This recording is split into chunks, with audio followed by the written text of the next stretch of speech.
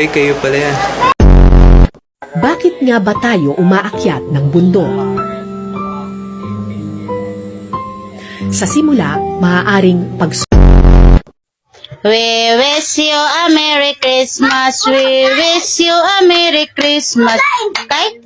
We wish you, sakto lagi. We wish you a Merry Christmas and a Happy Birthday. O, diba?